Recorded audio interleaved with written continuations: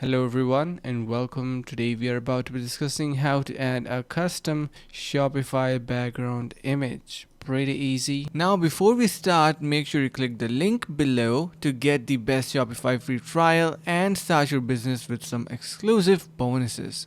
So first, what we need to do is head over to our online store. Then we need to simply click on the customize button, as you can see in here. And now let's just say I want to add a background image in here. So we have various options in the settings panel as well, like for example your theme settings, logo and all that stuff.